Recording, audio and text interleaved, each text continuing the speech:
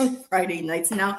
Hey, everybody. Yes, I still have energy even after the art today with Jonathan and Shelby. Thank you, everybody who joined and watched on playback. This is something that hasn't happened in a while, but we are having a blue moon tomorrow. So the last time Allyson and I just did a show, was it Mano y Mano, was back in, I think, July or August of last year. So I was excited when she said, hey, you want to do a show? I'm like, okay. Hi, everybody. Are you talking about with Tom? No, because that was the three of us. You and I? Like just you and I on a Friday night. It's probably been a year. I would say when I did, the only time we've been on together, the only time I've been on at all was with you and Tom, and that was, I think, January? January? Yeah, we had it was Sherry, after Christmas. Sherry joined us, and we were talking about the triangle. Oh my goodness, why can't I think of the name of it? There's so many triangles. But yeah, in the area where, like Maryland or Massachusetts, something like that. For the life of me, I can't think of the name of the triangle. But Tom said he should be home in time, so he'll be able to remind me. And there is, what's this? Jax, is this for us? A cookbook? No. Who's Kathy? Jax, are you double modding? Because I don't know who Kathy is. But Teresa, I have not seen you in a while. Hello, my dear. How are you? We're doing the paint show with Jonathan and Shelby. And Elsa was like, yeah, let's do a show. I'm like, okay. So we are here and we're talking a bit about what we wanted to talk about tonight. And we were talking on the phone about old mysteries. Not like necessarily true crime like Reese or anything like that, but just kind of odd mysteries that, possibly had to do with crime and murder, but going way back. And we were kind of tossing the idea about Lizzie, like when Sherry was on with Tom, Allyson, and I a while back. But then we're like, well, we kind of covered that. And so I asked Allyson about any ones that she had wanted to talk about a year ago. We were talking about doing some maybe family related mysteries. And I actually came across one tonight just before, but we'll save that for, another Friday. So, all right, I'm done yabbing. So what's up? I was just and hi everybody, or whoever sees this later. I guess we're a light crowd right now, but I'm sure some people will join. And if not, that's perfectly fine. We'll have a good time. This is gonna be fun. Yes. So this was very impromptu. I said to Heather, hey, yeah, I'm around if you wanna, whatever. So but I personally I am very interested in old. Heather already knows this, and she just kind of said it, but I was just gonna kind of add to it. Not that it's different than what she said, but just kind of explain it myself. I have interest in old things that are unsolved. Like if something comes through my feed, or if it's, an article, or it could be in a magazine, like anything that's of the past, and it's like anything mysterious, whatever, and it often is a murder type thing or a crime or whatever, something unsolved or an abduction or whatever. And I'm always interested in it. And I really like I do like the old stuff because so many things happened years ago. I'm going to be like my grandmother used to say, long years ago. So long years ago, stuff would happen that may or may not end up like in a courtroom, may or may not. And stuff just didn't get solved,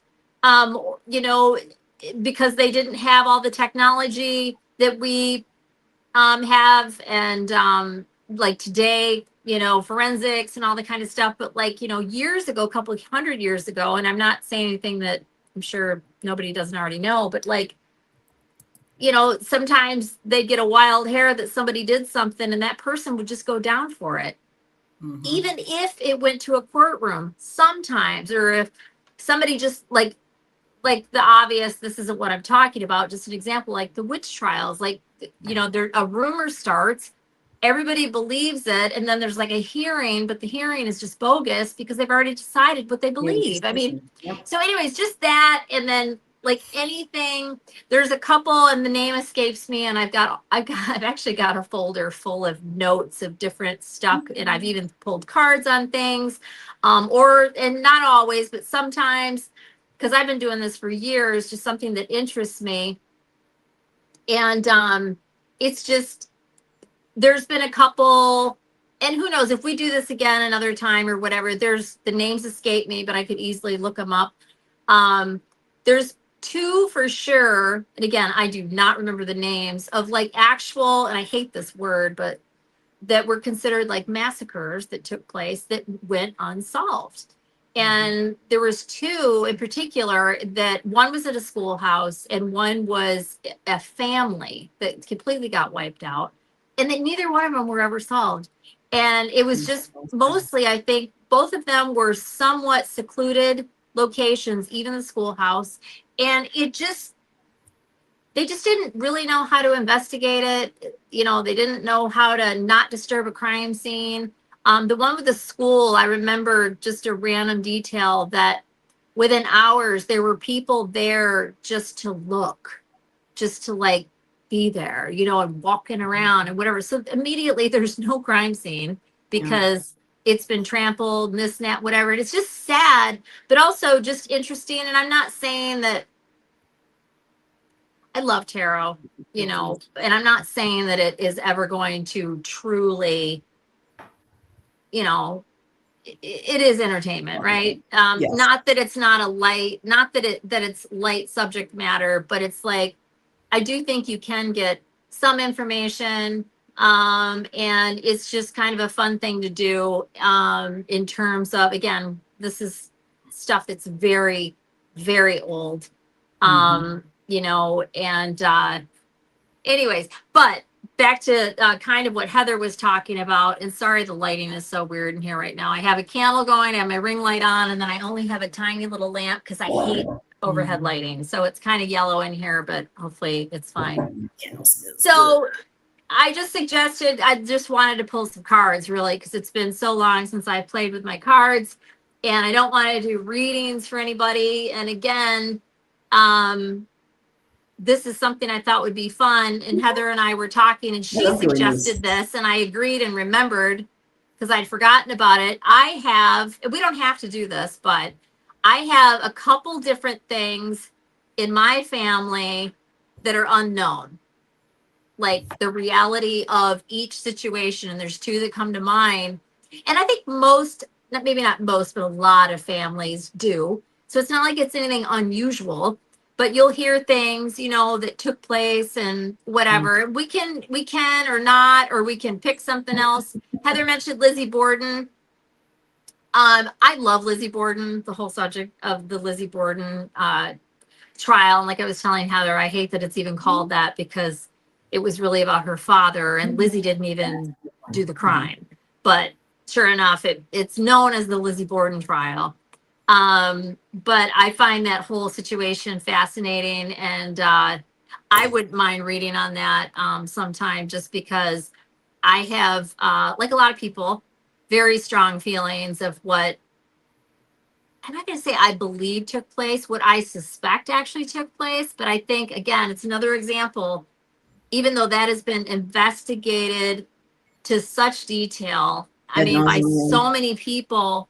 But if you're nerdy like me in terms of that mystery and have really looked into it, there's a lot of information, like even when you guys were talking about it, if you really look into it, there is things that are not commonly known, but the information is there for anybody that's interested, you know. And I didn't know a lot of this. Allyson told me when we were on the phone. Yeah, it's really interesting. And again, it's unsolved, but and the person that I suspect, a lot of people suspect, but there's a little bit more detail than what's commonly known, as to why. And again, is it necessarily that? We'll never know. You know, we will never know. And I think the reason I get interested in it is because just me by nature, I'd like to figure things out. It's not even so like in my own life. I mean, sometimes it's important why, but it's really just often, it's just a matter of wanting to know what happened. You Like, it like doesn't even puzzles? necessarily always matter what happened. It's Yeah. just wanting to know what factually happened. Like, that's the part of it. And so, like, mysteries are an obvious interest um of mine for that reason. It's just the way I'm wired. So Yeah, yeah. and I came up with one. If Allison and I do another one of these, which I hope so, because these are fun. There is one in Spain that started in 71, and I got to do more research on this, but it's called the 1971. 1971, the Belmez Faces, Mystery of the People in the Floor. So I'm interested in the future learning a little bit more and then pulling cards on that as well. And Jack suggested Black Dahlia. That's a very old. Oak Island, I don't know. Oak Island, they're still I trying don't to know find that it. one. Oh, they have Oh, been you on know what I'd like to for a read very on? long time. Actually, would be the Zodiac Killer, Ooh, okay. unsolved. Lots of, you know, speculation and Mhm. you know, I mean, details of it, I should say. Anyways, yeah. When you were mentioning children with the schoolhouse, you mentioned another one where like a whole family was wiped out. Were you referring to like the Velisca axe murders I that know of happened to that that one. family? No, Yeah, there's that actually, there's been a that's few. very sad. It's It's heartbreaking kind to of know. weird. So there was one at a school. There was a couple at a couple, and the family was, I can't remember. It was a mother and a father, of course, and there were like 7 children, and the Sounds like oldest child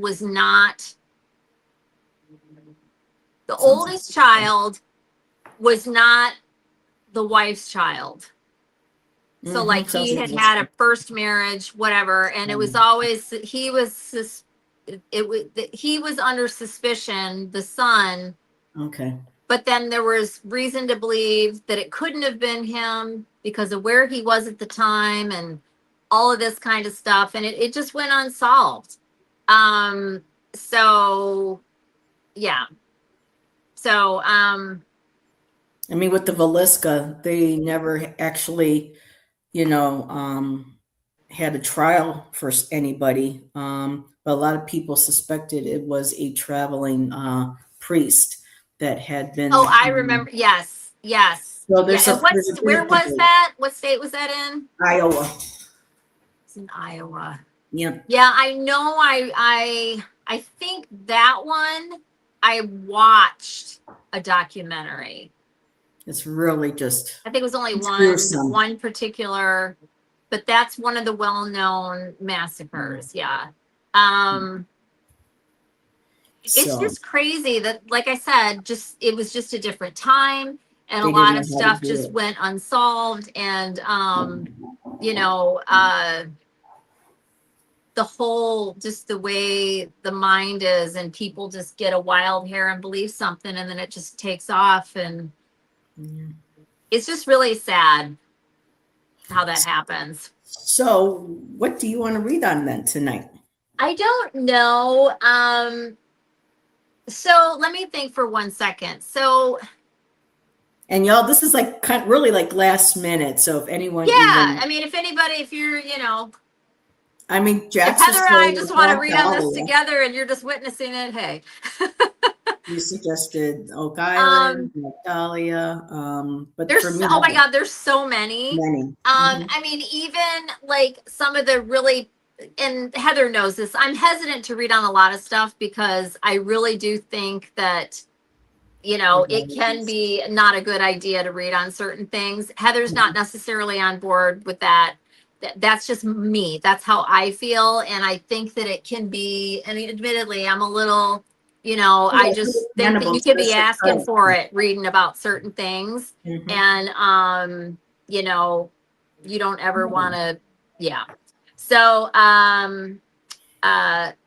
so actually, okay. So can I talk about the personal one? We can warm up Yeah. with that or whatever. Okay. Yeah. So I'm not going to use, well, I will use names, but I won't use all the names. So actually, I should go get my notebook. I will in a minute. So just to give you a rough outline. So in my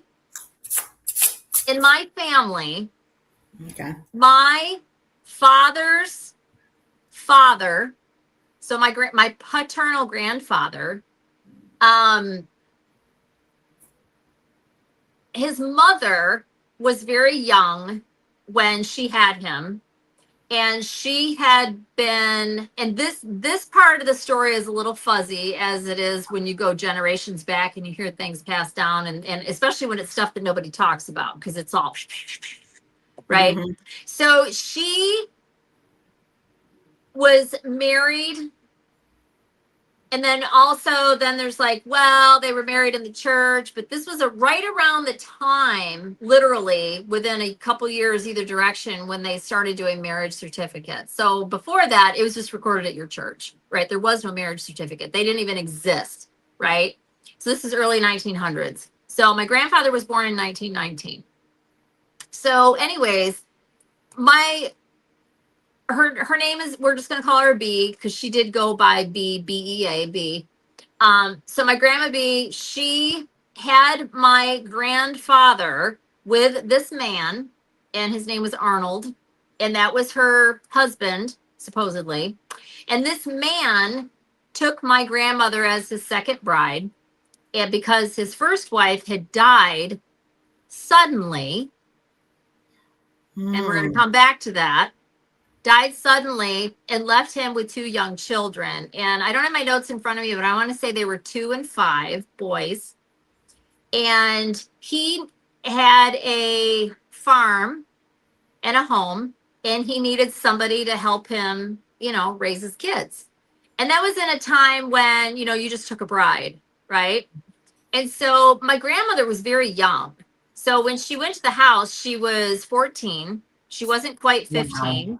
Yep. And this was a property that was like, this was a very sparse, this was in Illinois. This was in a very sparse area. But it was their neighbor. But their neighbor was, I don't know, I'm going to speculate, like 4 miles up the road or something, it's far. It's And rural. so, anyways, so she went there, and the story, if you will, and again, I treat this kind of like the telephone game, right? It's like you hear it, and then by the time you heard it, it's probably 70% accurate, right? Or 80% accurate or whatever. But we are going by some documents that were found in this net, whatever. So all of this happened, but the fine details, and so this is the thing. My mom, which this was not her family, right? This was my dad's family. I heard little things here and there when I was young, and I asked my mom about it. My mom did not gossip about anything ever, and she would have considered that gossip. You weren't going to get a word out of my mom. Nothing. She was a Volt. So, and it wasn't her family. And so my mom was always respectful. She never talked like bad about my dad or like anything, right? So she wasn't very helpful when it came to stuff like this, but she did know things. So years later, I don't even remember how it came about and whatever, but if you kind of nailed something, you said it right, she'd be like, well, like she'd kind of give you a little bit of confirmation, but she wasn't going to talk. Anyways, I managed to find out that, and then I also talked to my dad's wife, who loved to run her mouth, and she would talk about anything she knew anything about. And what I managed to find out between the two of them was that, and again, this is my dad's mother, and the child she gave birth to, which is my dad's dad, right? My great grandfather or my grandfather. Anyways, he supposedly, see, we don't have the details. We don't know if they had a fling, if he just married her, and so she did her duty of having, intercourse with her husband, or we don't know. All we know is one rumor is that they were married, and apparently, supposedly, he was abusive to her, and she went home and told her dad and her brothers, who she was very close with, her brothers, and I don't know if it was the dad or the dad and the brothers, but they paid her husband a visit and basically, said, we know what happened and da da da, and you touch her again and she's not coming home, and we're going to take care of you. And it involved a gun, right? So this was the threat that was made. And that's not unheard of for that time period, right? And yes, she was young and they let her go and all that, but make no mistake, they loved her. She was loved and whatever, and this was like an agreed arrangement. She knew she was going and whatever. This is all supposedly, right? Anyways, obviously, or assumedly, it's assumed that it happened again because she came home. So she came home, and at that point, she had Jay, which is my grandfather. And there's no record of a divorce, but there's also no marriage certificate. And any record that would have been of the marriage doesn't exist because, like so many documents, they're just not there. And around that time period, that was a lot of the times the case. If you were in the Catholic Church, they were a little better about keeping that kind of thing. They were Pentecostal. It was just, there's no record of it. But my grandmother, the way she was and everything, I'm sure they were married in the church. So anyways, there is a birth certificate though. And the original birth certificate, my grandfather had this man's name. And I'm talking about it this way because this was never talked about, like any of this. So he had this man's name. And then my grandmother, my great grandmother B, his mom, year and a half later, she married who I came to know as my great grandfather Clifford. And he did adopt Jay, and the rest is history, right? So we took his last name. So the reality is I have no blood to my maiden name, Wow. because Arnold fathered my grandfather, right? So not Clifford. So which is my maiden name, right? So anyways, what I want to know about, because he was abusive, what's always kind of, what is that, bee in your bonnet? The first wife was like 24.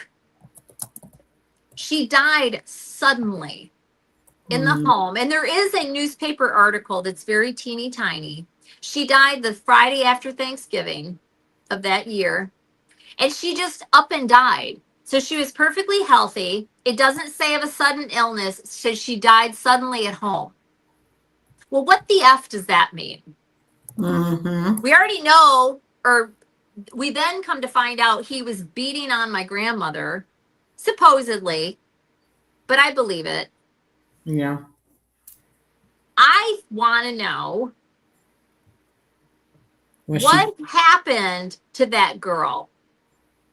Did he rough her up and she accidentally lights out, or intentionally, or also did the kids know? Did the kids see anything? I mean, the whole thing is just very strange to me. Let me go grab my notebook because I'm spacing on her first name. I remember her last name, but I want to use her first name, just her first name. And these people, again, as my granny would say, they've long been dead. long years ago. But still, I don't want to call anybody by their first names. So we're just using first names. We're not mentioning last names. Mhm.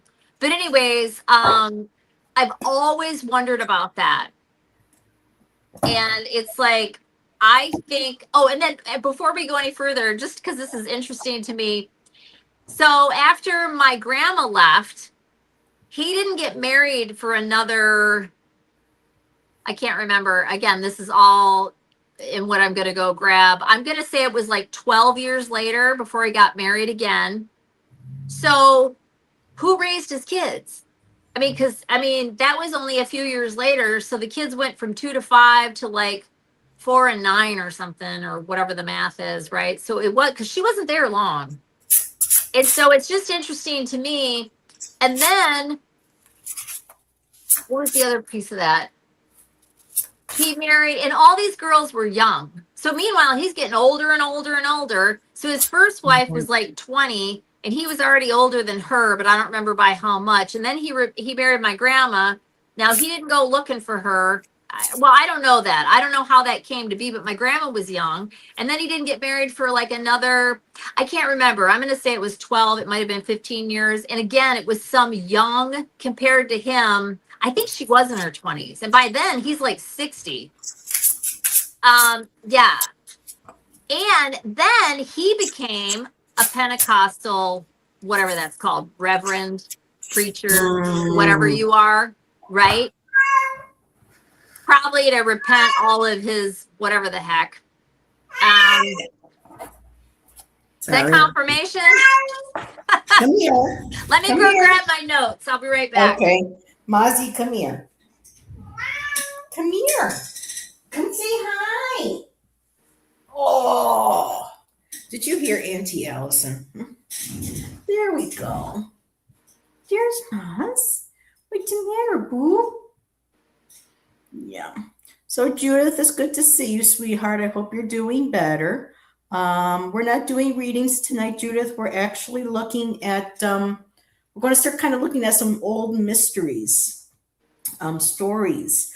We're not doing anything that is like a recent true crime or anything, but this is just kind of looking back on old, yeah, it's a he, Teresa. This is my last fur baby.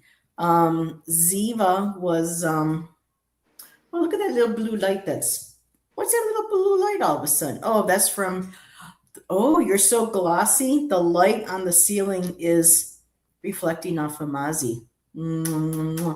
So yeah, Teresa, we had to say goodbye to Ziva last year, and here's our Mozzie. But that's weird how I'm getting that reflection all of a sudden. So what? I gotta move all right, I gotta move the candle. I don't want you getting burned by the candle. See, there it is. Don't show her your butt. My notebook is in my car because I took it to There we are. My notebook's in my car. I mean, I can go out and get it, but Mozzie and I'll keep everybody entertained. Hold on, let me think for a second. What was her first name? Okay, we'll put you down now, okay? Why don't you go see Daddy? No, you want to stay here with Mommy. But I got a candle. You guys, I'm sorry. Give me 2 minutes. I really want to find that. I'm 99% sure it's out in my car. All righty. So there's only 2 places it would be, and it's not. All right. So Teresa and Judith, I will be back. I'm going to say goodbye now. I will actually be back tomorrow night with Kristen Louise. While Allison's doing that, do a little plug. Today, Jonathan and I did our live painting with Shelby, who's Moonfox Shadow, in our chats. And Allison asked, hey, you want to do a show tonight? And I said, yeah, let's look at some mysteries. And so tomorrow, not Allison, Kristen Louise and I will be doing full moon. It's also a blue moon. See, Tom, you said you were coming back and you scared her away. Oh, you didn't scare. Okay. Hold on 1 second. I can't. It's out in my car, and I don't feel like going to get it. But I have something I can look at online. Hold on 2 seconds. I'm just picking on Tom. See, Tom, you come in, and Allyson disappears. Oh, good. Oh man. So I'll be able to do readings tomorrow with Kristen Louise at 8:30 p.m. Eastern, and then I'll do my Monday show with with nobody. It's just moi on Monday. So Tom, we have to plan for a paranormal. Um, got some ideas. So one of the mysteries, actually, I would like to look at if Allyson wants to do this again. It's called the Belmez Faces Mystery of the People in the Floor. So tonight, so Tom, this isn't a recent true crime. So this is just something in her family's history that she's always had questions about. And we're going to take a look at this kind of like a mystery, to her. And we're going to pull cards on there. So nothing with true crime. So you can stay. You don't have to leave. I'm going to nag her so she will come back more often. Yes. I was saying this is the first time it's just been her and I in almost a year. So it's crazy. And let's see, and it's 6:30 here, it's 9:30 Alt's time. So yeah. And we still have 5 people watching, which is awesome. Thank you. I know Friday nights have gone very busy, and I appreciate people hanging out with us. This is nice because I was just going to totally walk away from Friday nights again. And for tonight, I brought my Baroque. I was going to use my Heaven and Earth, but I haven't used this beautiful bad boy in a while. So, and I also have my Talisman Oracle. Well, Jax has been modding all day today, so I don't know how she does it, but alrighty. So Tom says that he is going to nag you so she will come back more often. Yeah, well, actually, and school's about to let out, and so I will be available more because I don't think I'm going to work this summer. I haven't quite decided. I have to make up my mind. Final decisions are Tuesday for who's working the summer routes. So, anyways, this lady that we want, her name is Leafy, which is so cute. Leafy, like a leaf, but Leafy. Aww. Leafey, Leafy. And we'll just call her Leafy. And we're going to call her Arnold's first wife, Leafy. I wonder, do you want anything else about her, like her year of birth, year of death, anything like that? No, because I'm not with the astrology or the numerology really like you are. Okay. So. But just so to put a time on it for anybody that's interested, she was born in 1892 and she died in 1916, which actually makes her 20. Okay, I'll just write that down in there. And you know that we have Wyatt on the screen. Yeah, hold on one second because I'm looking at the website. So hold on a second. So she was married. Actually, that doesn't make sense. Hold on. If you're born in 1892 and you died in 1916, that makes you 20. That is 24. Okay, I did remember that right. 8 plus 16 is 24. So, and they got married when she was 18 because they got married in 1910. Okay. And really quickly, and then I'll leave this alone. This says, bye, Judith. Thanks for coming, hon. This is what it said in the paper. It said her name, and it said, blah, blah, blah, blah, blah, died suddenly at her home on Friday morning at 4:40 o'clock. Wow. And that's all it says. So it's 4 o'clock in the morning. She was the only daughter of her parents. I'm skipping over some of this. Da, da, da, da, da, da, da, da, da, da, da, da. So her children were 2 and 5. Yeah. So, and there is more information than that, but I'm just going to leave it at that. So 440. yeah. That's kind of specific. What's Unless that's that? when 440, that's kind of specific unless they were just kind of throwing a number in there when they arrived. You know how No, they would have known the time, more than likely because of that time period. I'm not saying for a fact, of course. When the coroner would arrive and pronounce somebody dead, they went by the time that they arrived. Now, I don't think they would have had a phone. So maybe he knew what time, or that's what time he got up, or what time he found the body. I don't know. But it's not unusual to have a time. I mean, it's really not even then. I mean, you got to have some idea. But I hear what you're saying, but yeah. And also, I just can't help but wonder because he was a drunk, or I believe he was a drunk. And that's another thing. So that ended up being, or not ended up being, obviously that's my grandfather's father. My grandfather was an alcoholic, and his true father, the guy we're talking about, died of, oh, I can't remember which one it was, but he died of some complication to the liver from alcoholism. And then he went on to have children with his third wife. This guy ended up with a shit whack of kids. And several of them were alcoholics, as well as the first two. I mean, alcoholism actually absolutely runs in families.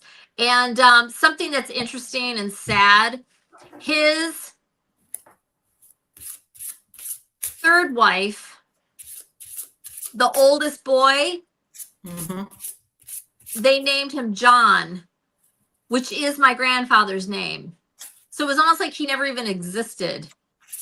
You know what I mean?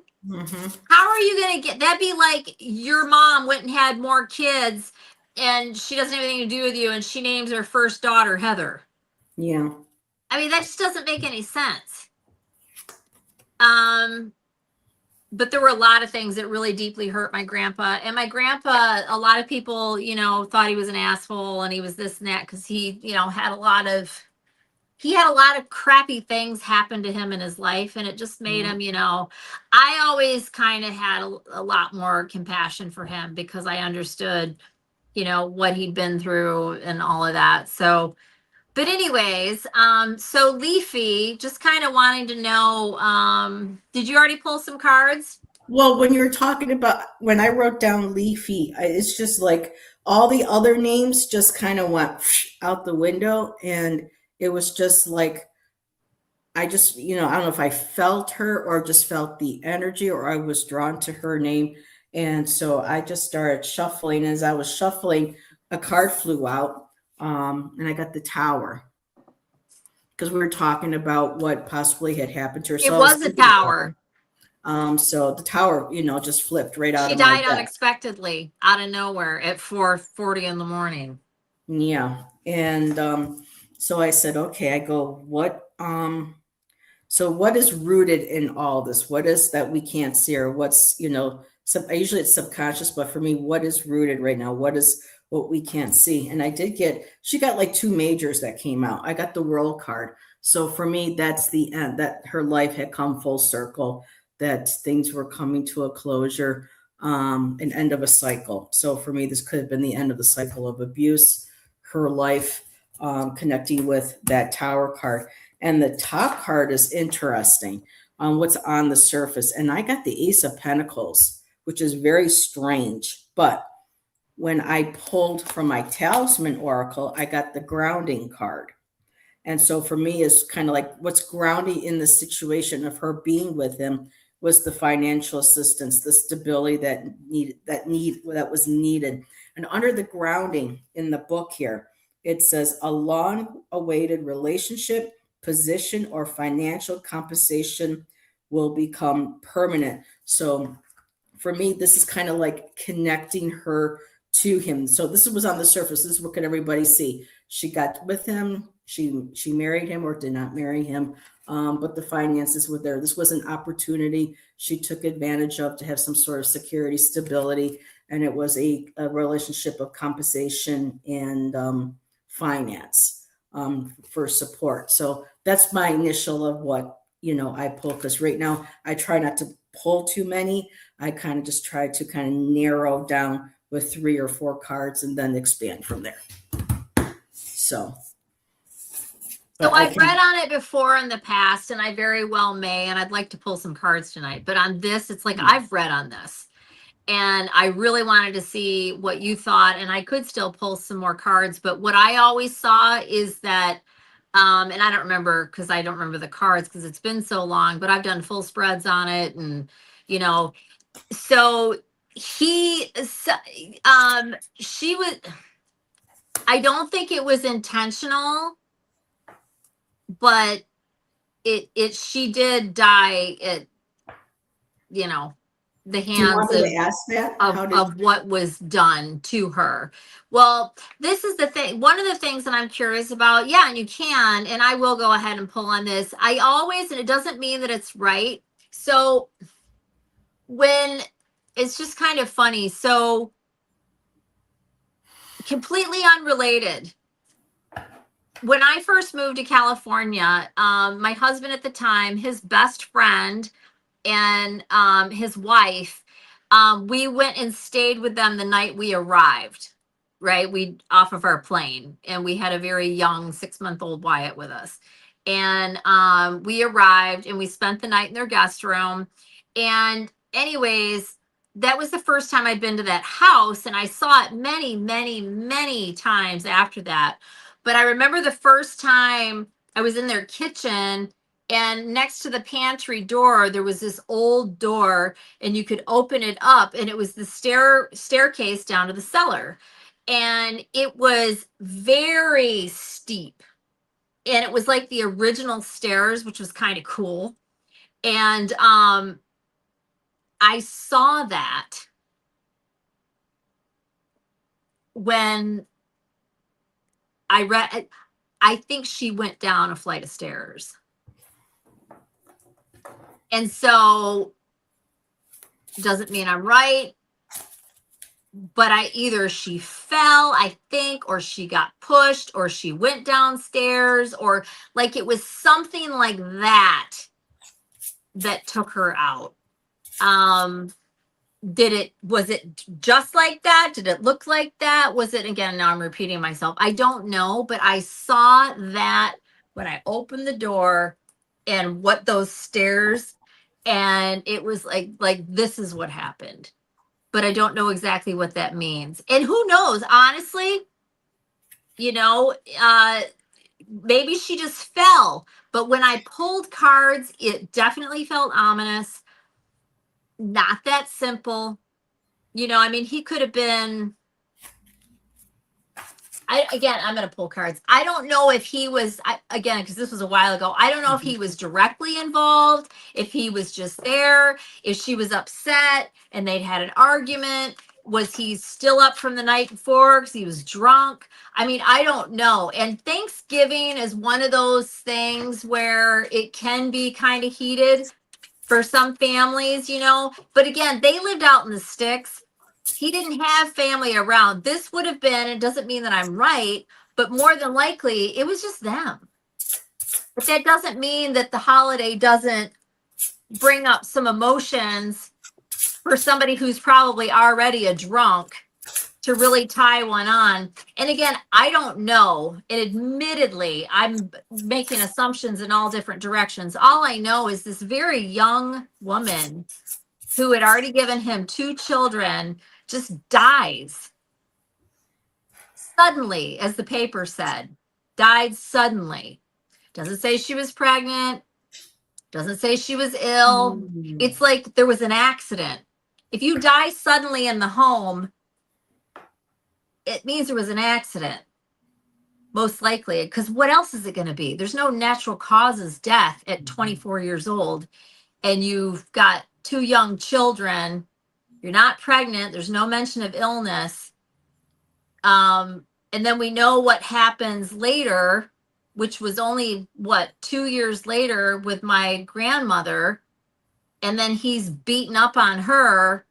So But that doesn't mean he, in all fairness, that he did that with the first one. Maybe he took out his anger of what happened on my grandmother just because she was there. I don't know. How do you feel about pendulums? I mean, I I'll entertain it, but I don't personally use them, but I'm not against it. Okay. In my gut, I know already. It's just not right. It reeks. Mm-hmm. And again, this is one of those things where I don't know, and they're not going to say.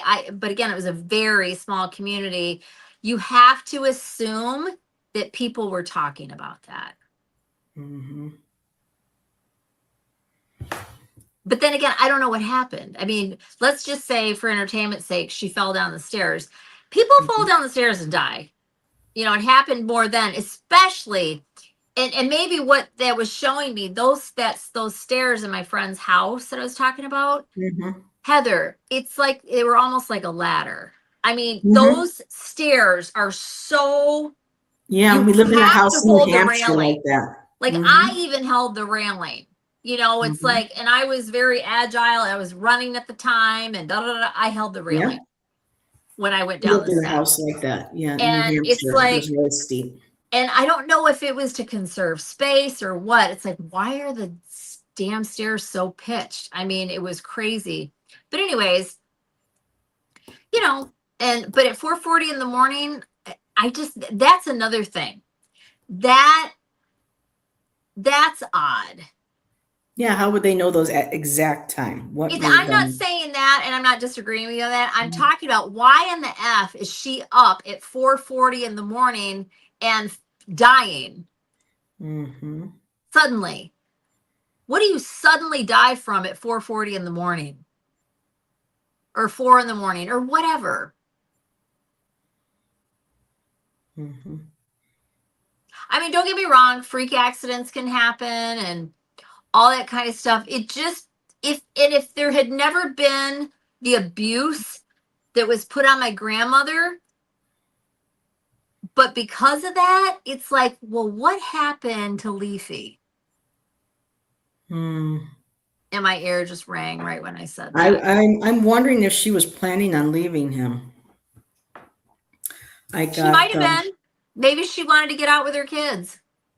So the root of asking again about that night, what happened, I have two separate pulls. I got the Two of Cups. Again, the relationships. This was, for me, this represents her and her husband, her relationship.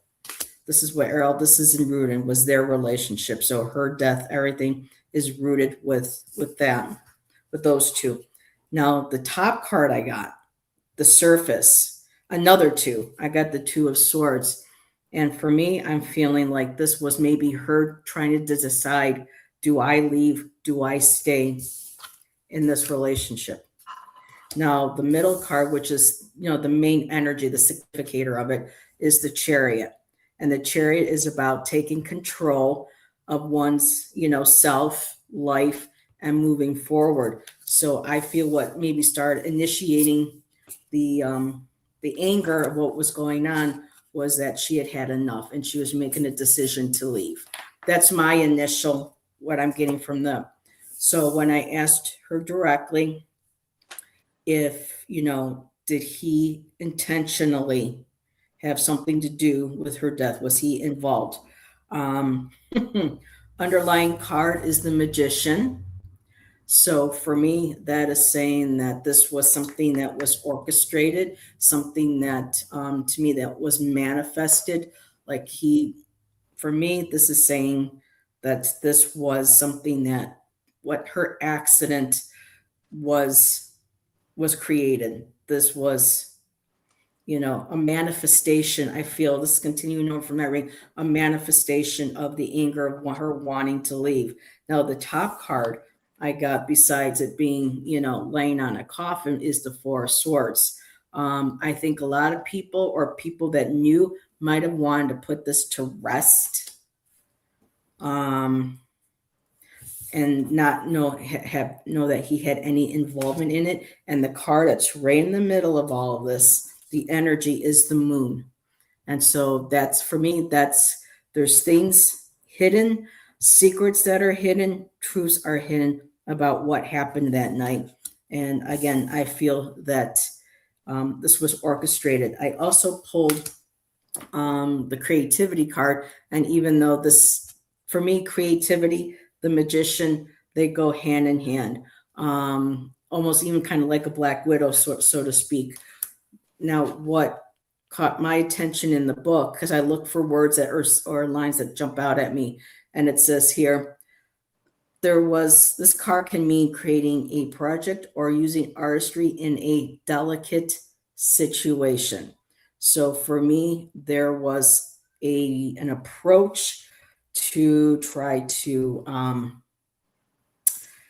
let's say, how do I want to say this creatively, whether or not to suppress the truth of what happened, trying to put a creative spin on what had happened. But again, the card that really stands out to me, because again, the spider, aside from what the book wrote, the spider, the web, being caught in the web, being caught in it with him, to me, it feels like there are still secrets about his involvement. And does this say it was intentional?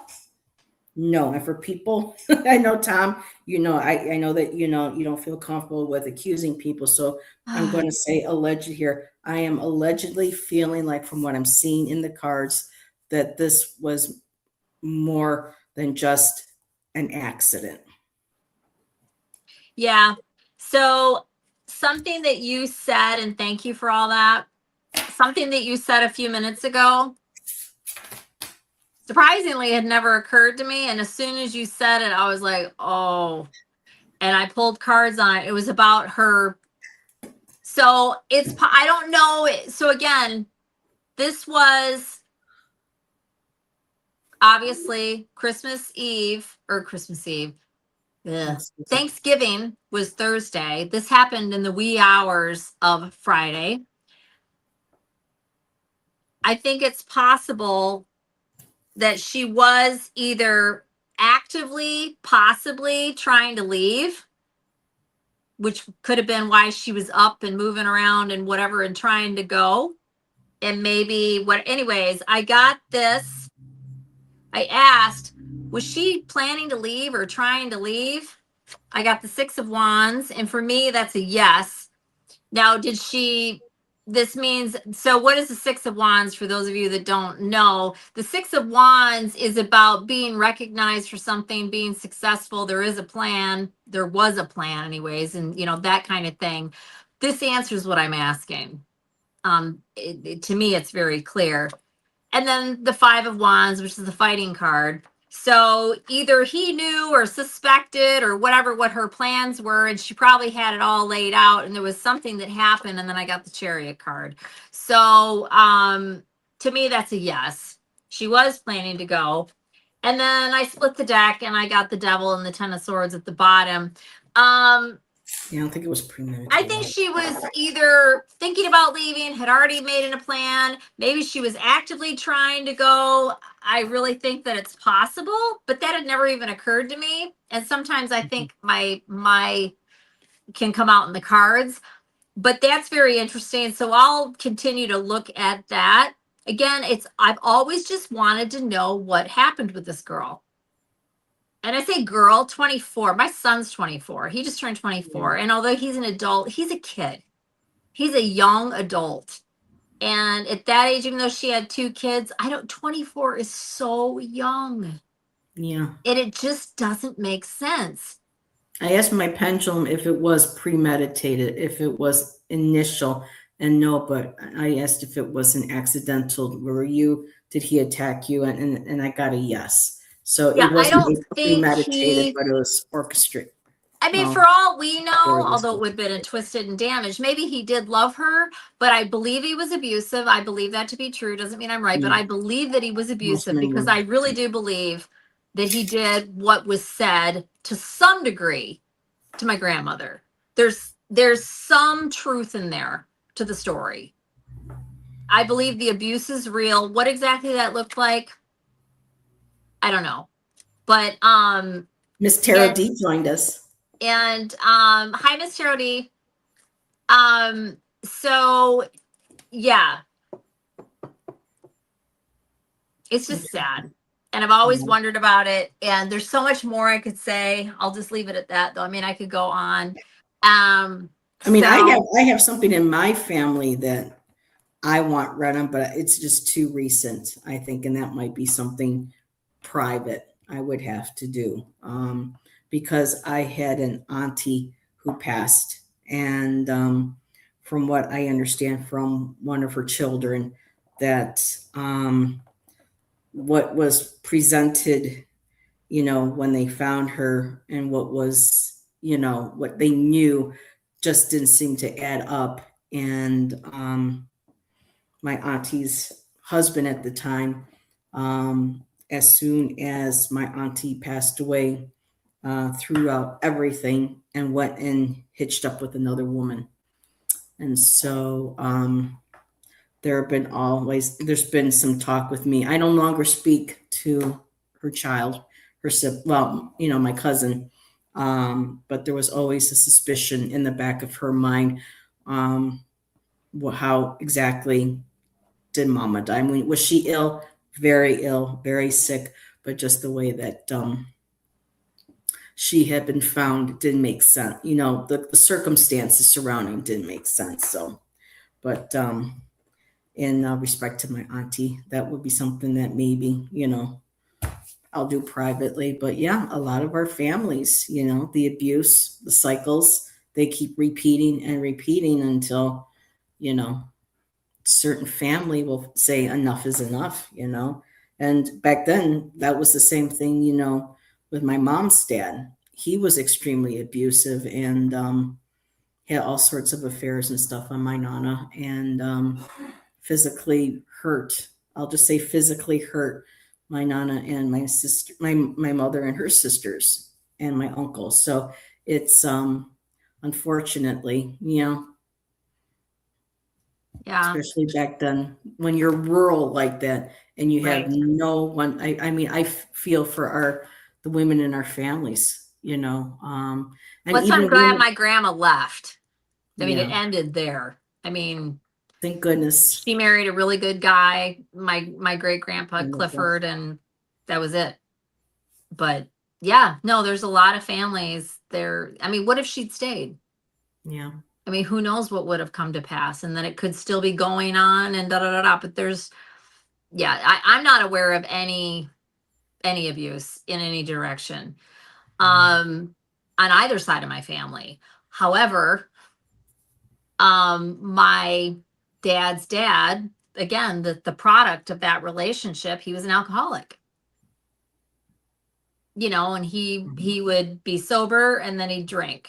This is what I was told, and I know this is true. He would be sober and then he'd drink, and then he'd be sober and then he'd drink. Right? And he always worked. He was functioning and all of that and whatever, but he was just really grouchy. But he grew up. So this is an example of how, and we all have this kind of stuff, not exactly, but like stuff that happens and then you carry it, and this is what gets passed down. Or an example of something, maybe not exactly what you were saying, but here's another example of what can get passed down. So he always felt like a bastard, and he would use that word. So because he knew his father wasn't his father, he knew that. Yeah. And again, it's not like people talked about it, but the family did know about it. It was kind of one of these, but nobody really talked about it, but everybody knew about it because you'd at least heard of it. And then that was it. Right. So, and then to make matters worse, it's kind of sad. So what happened, and I'll speed this up. What happened was when my great grandmother went back home with the baby, she was there for about a year and a half or 2 years because she was on the census right? I love the censuses. You get so much information from the censuses. Like she's not there and then she's there, right? So we Yeah. can see when she returned to the home and she's listed and the baby and da da da da and everybody else that lived in the house. And then she met my great grandpa and married him and left my grandfather with her parents and then came back and retrieved him when he was like, I want to say he was 4 or 5. So he called, this is so screwed up, but whatever. He called his grandma and he called his grandpa mom and dad, because that's what kids will do. That's how it was portrayed. And I don't know exactly how it was explained to him. But then once my grandma had gotten married, and I don't know how quickly they had Cliff Jr. So that's another thing. His mom gets married, who he did. I don't even, now see, I don't know if he knew that was his mom or if they told him when he then is going to go live with this lady, which is his aunt. I think he probably assumed, or maybe he did know it was his mom. I don't know. And they now have a baby that is Junior, and he's going to adopt you. You know, and it's very sweet. Yeah, And it's good, but you look at it from his uses the perspective, kids. Yeah. right? And so he was very boisterous and acted out and whatever. And I don't know at what age it happened, but another thing that happened, and this is really sad.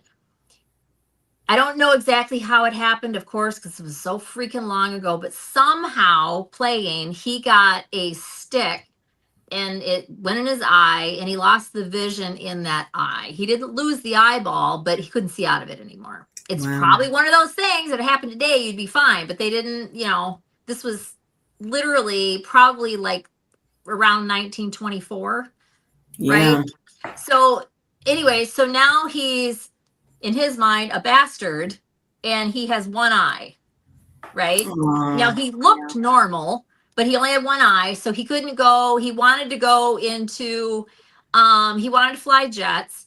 They wouldn't let him be a flyer. And so he joined the army. He didn't want to be in the army, but that's all that would take him in the military because of his eye. And so he was very bitter. And he didn't end up meeting my grandmother, who I'm sure was the highlight of his whole life. And she was just as cute as she could be. And then it turns out she ended up having what you call mental health, which I would call it. I hear you say that and I get it, but like to me, when I hear that, I'm like, you mean mental health imbalance or mental health illness or mental health whatever. But regardless, it was undiagnosed, right? They didn't know what it was. In fact, or rather, they called her. I think she was probably, and I know there's different types. I think she was bipolar, but not the obvious swings. So, like, I could give you the symptoms that she had, but the bottom line was back then they didn't know what to do. But what would happen with them is when he went off the deep end drinking, she would, as sorry, I know this is so not right, but this is the term that was used in my family, she'd go nuts. So she would lose her shit when he was drinking, and then he'd get it together, and then she would balance out. So they affected each other, right? And when my dad turned 18, he had her committed because nobody would do it. She was unmedicated, off the fucking rails. She had to be. The stuff she did, there needed to be an intervention. And my grandfather wouldn't do it. So she was committed and put into a mental hospital, which is horrifying. But it's the only option they had back then. But all they did with her is, and not that I think it's right, but I mean the things that would go on in those places, they had her pretty sedated, and that was it. That's all they did. The electric shock that they would do to people. No, she didn't know. She was medicated. She was medicated. No, I know. I'm saying what they did do. I'm glad that she didn't. Oh no, they did all kinds of horrifying things. Absolutely. And that's why when I first heard about it, I'm like, what did they do? What do we know? You know, and whereas my mom was pretty involved at that point because she was there for like 4 years or something. And then they finally got her out and they had her on some sort of medication and da da da da. But you know what's really interesting? First of all, I spent lots of time over there as a little kid. I never saw her act any way that I thought was odd, ever. Mhm. And my mom was fine with me going over there, and so was my dad, and whatever. So they eventually, or at some point, they got her a medication that helped balance her out, and she was fully functioning and just acted normal. Again, I didn't know there was anything wrong with her. Mhm. She was just my grandma, and I loved her. Yeah. And meaning I never saw her do any of the extreme weird things that I found out about later. She would sit and just smoke and just sit there and just smoke and kind of have like this little weird smile on her face.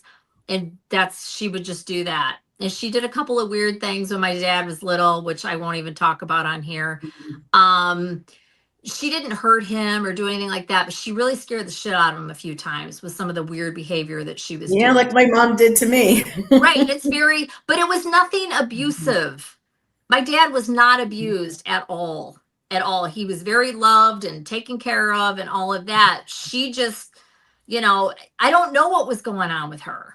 Yeah. I don't You never know. know, I mean, really. her Yeah. sitting there and being non-responsive and smoking is going to be very scary to a young child. That's Mhm. going to be frightening. It's not like Yeah. she was really, there was nothing done to him. Thank God. Um, but anyways, interestingly enough, many years later, they stopped making whatever her medication was, whatever she'd been taking for years and years and years, they stopped making it. And they were Mhm. gonna, you know, which happens with drugs, and then they suggest you take this instead or Something whatever, different. whatever. Mhm. Well, by this time, she's however old, and she didn't want to do that.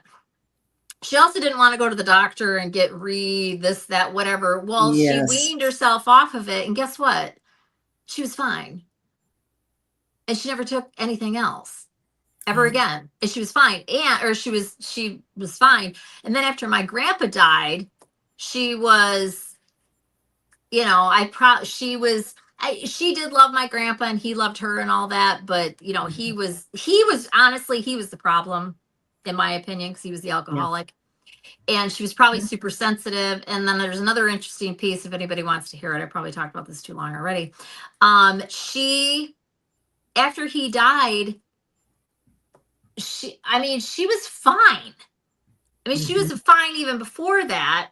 So I think some of it was, I think it was a combination of things, Mhm. but I think hormonally a lot Yes. happens, and then your Hormones. hormones tip off and they're gone. That's what happened to And then me. all the weird ass food was introduced around that time, and we started eating weird shit right around Mhm. that time, and this and that and whatever. And she really Mhm. liked sugar. I also, I think she was anorexic. She was always super, super, super thin and would not purposely gain weight. And she was always really into fashion and stuff too. There you go. Yeah. And but It anyways, perpetuated that body one image. quick thing I'll say, you guys, anybody, I don't know if anybody's even here. Um, you We've may got remember 7 people me. here. Okay, cool. Do you remember me telling you about my grandparents that were spiritualists, as my cousin calls them, I believe so. the witches? Yes. Okay. So Yes. they were my grandma's parents. Okay. So they did seances and that kind of stuff downstairs in their house. They might have done it other places, but I know for a fact that stuff did happen downstairs. Well, anyways, my grandmother and her sister both ended up with severe anxiety disorders and all this kind of stuff. And I am pretty certain it's because it stems from what was going on in the household when they were very little girls, and they Could could hear all very this well weird be. stuff and people Mm. walking up and down the stairs that really weren't there. They had energies walking around in the house and all kinds of stuff going on because of my grandparents. And don't get me wrong, I wasn't there. Mhm. But I Makes know sense though, if you think there are about so many stories and this and that and whatever. it. And I am fascinated by all that, but at the same time, I can't help but have compassion for these two little girls that grew up in that household. And I don't feel like they were being protected Mhm. from the wackadoo, whatever magic, whatever it was that was going on. And hey, admittedly, I'm totally interested in knowing about all that kind of stuff. But I'll tell you what, when my son was little, if I was into that kind of stuff, he's going to be completely shielded, guarded, protected before Yeah. anything else. And none of that wackadoo crap is going to be going on in my household and putting my son in danger. That's just, I mean, he comes before everything else. So I just don't think that the girls were protected. And I think that, and for all we know, maybe She might have something been affected. globbed onto my grandma. I mean, I Mm. totally think that's possible. I mean, what was going on with her? I don't know. And again, it's like the brain is not something, even to this day, except for in certain circles, is really well understood. They still open a textbook. What are your symptoms? And then they just kind The of throw a dart DSM. and Yeah. have you try different shit. There is brain imaging done now, Yeah, for but not people all who have doctors dementia. do it. And Yeah. anyways, my whole point is just that I feel really bad for my grandma.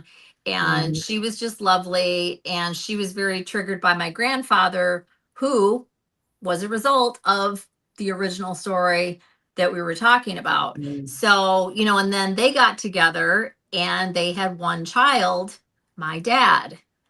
And my dad ended up being a very interesting character because he was a product of that relationship and he Mhm. was the only child.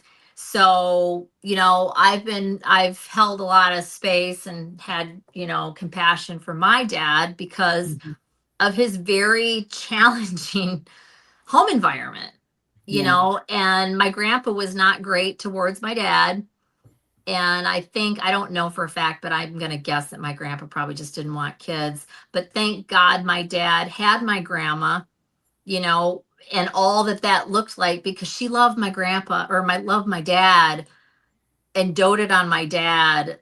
Like, Mm. like, I mean, that was her boy.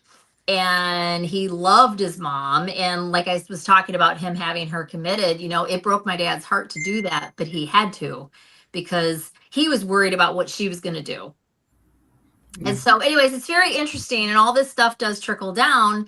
And, all families have something, but this is the goofy, wacky thing on my dad's side. And I've always just kind of wondered about that guy's first wife and like Mhm. what happened there. And so, but there were, anyways, when it came to my grandparents, never heard anything about anybody, thankfully, doing anything. My grandpa was just, he would, just he just drank, but I've never heard anything about him being mean or whatever. I think it was very upsetting for her and she had a really hard time dealing with it. And it probably pushed her buttons, triggered her for whatever her stuff was. And like I said, when one was goofed up, Yeah. so was the other one. And Yeah. they got better with it as they got older.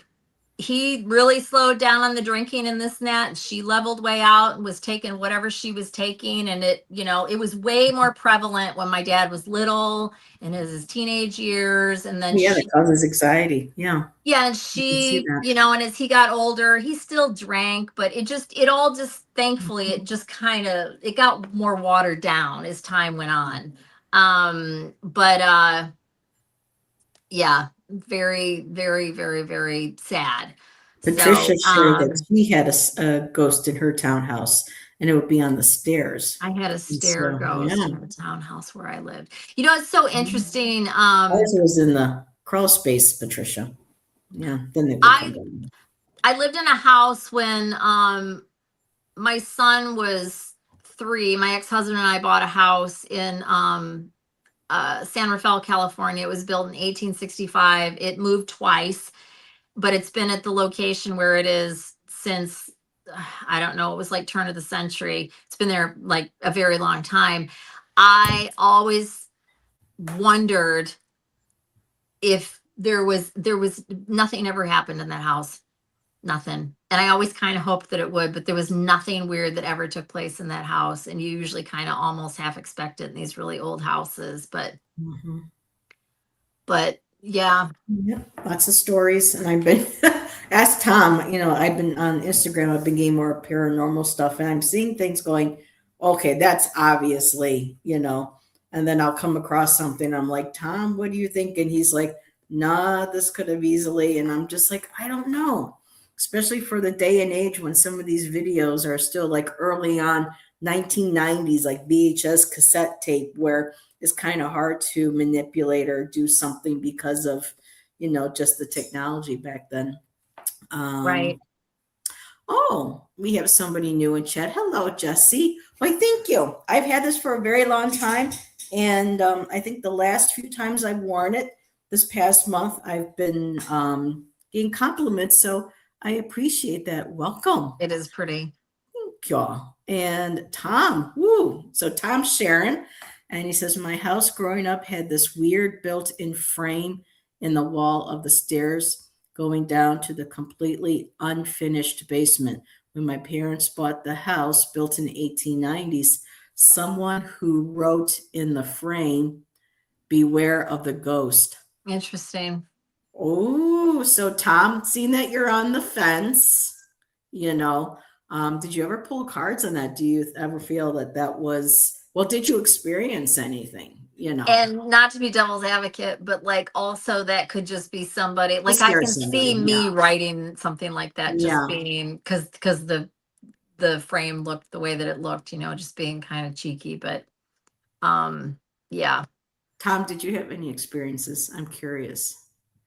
And thank you, Jesse. There was something else I was going to say, and now I cannot remember what it was. Something else really quick that I'll just throw out. This isn't what it was, but and I just always thought this was interesting. I didn't know until I started digging around on findagrave.com. And for anybody out there that doesn't know about that, that's a really fun website to go or look around on. Plug in your family name and see what you can find. But or whoever. But really quickly, I was just talking about my grandmother's parents, the ones that dabbled in all this stuff. They had a third child that died like days after it was born. It was a boy. And I can't remember. I want to say it was between my grandmother and my aunt. I think it was. I can't remember now. It's been too long. But I always thought that was kind of, she had preeclampsia, and the baby died from that. Wow. Yeah, I had which is a whole blood pressure thing. But yeah.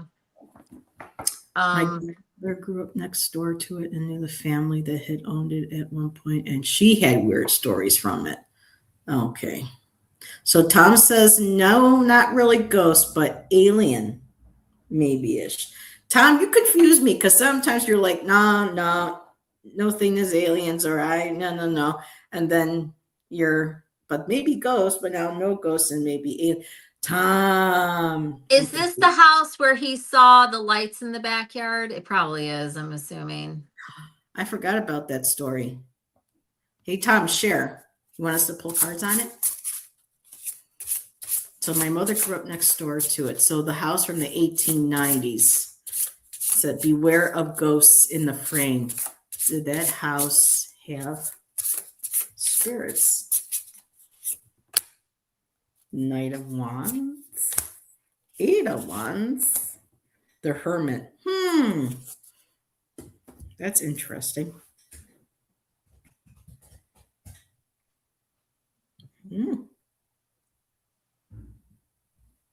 Knight of Wands. Did that house have any spirits in it? I mean, I got a court card, and we all know court cards doesn't necessarily mean a person, but when we're talking about, spirits and stuff, you said 1890s. Tom, where was this house? Was it anywhere near? I'm getting Civil War for some reason coming in. There might have been potentially. Excuse me. No, out. You stop that. You scared him. That cat gives me a heart attack every single freaking time he does that.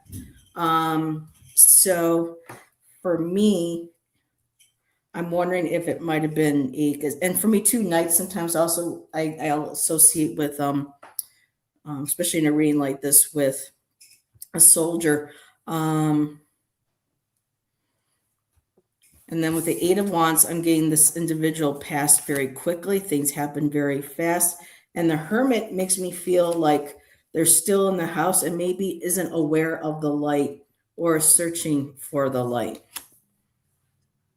So I'm just going on with what my initial reaction is with the cards. So, Tom's, yeah, you laugh your ass off, Tom. You have Bozy or Grimly do that to you. And let me see, you making fun at me. Oh, there is no light. Oh, Tom said there is no light. But so I don't know what that one was about. Pull cards on it if you want. Let's see.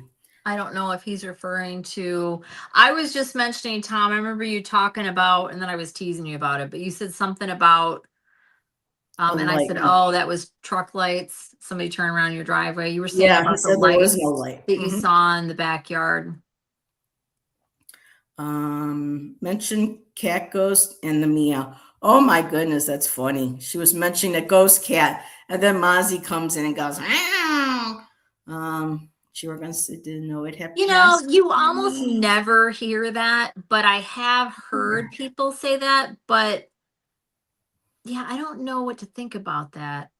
Not that I'm saying it's not true. It's just you don't hear about animals, but yet I should say rarely. I have heard of it, but I don't know. Obviously, none of us do what or why that is so rare. Probably because, you know what? Probably because animal. Okay. Again, this is just speculation. What the hell, right?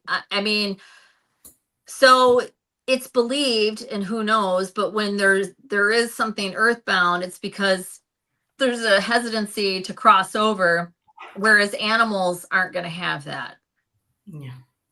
Animals live in the moment. They don't get hung up on the bullshit that humans do. This is what he was. Heather mentioned the ghost not finding the light, and I was saying maybe there isn't a light, or no afterlife, or no heaven. So we got Tom being Tom, right? He says, see, that's the one. That's no, the right, one holdout. Okay, thank you. So the light thing in the backyard. That's my one, and only for me. I think that there's just been so many examples and so similar what a lot of people have experienced when they've died. That anyways, okay, I wasn't going to talk about something, but I'm going to go ahead and share this, and Heather doesn't even know this, and this kind of falls into it, and there's no reason for me to not talk about it, but anyways, my dad died. Yeah, my dad died the 12th of May. And so his funeral was a week ago yesterday, so last Thursday. And I did go visit him. I saw him a couple different times before he crossed. And I'm and it's fine. I could talk about it if anybody wants to talk about it, whatever. But this plays into what Heather, what we were just talking about. When I was there seeing my dad, he was seeing something that was there, and he was in and out of clarity of what was going on. He knew I was there. We communicated, and we actually had a really good conclusion to everything. And I, told him we're all good, and I love you, and all is forgiven, and we're good, and it's just it's all understood. It's fine, and I meant it. And those of you that don't know, it's just, it was just a challenging relationship for me in a lot of different ways. And so, I hadn't been in communication with my dad in many years, and that was my doing. But anyways, back to the whole point of bringing this up, and this is very fresh. I mean, this just happened.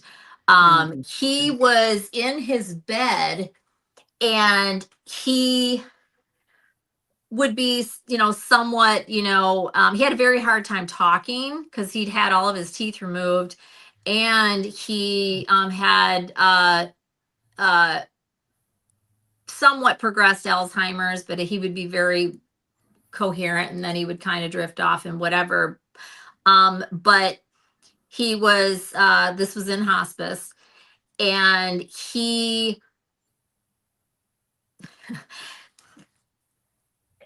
I mean, you could explain it away, or you could see it for what I believe it to be. But again, do I know for sure? And this is for like Tom and, anybody that thinks that way. Do I know for sure? No, I don't. But he damn well, and again, like maybe Tom would say the brain, and absolutely, absolutely it could be. But I'd heard so many things. My mother was a nurse for 35 years, and the stories she would tell and whatever, when you're straddling death, your loved ones come in. I just got covered in goosebumps. Your loved ones come in. They're there to receive you, and they make contact with you, and they're right there, and all of that. And he would be sitting there, and he would go like this,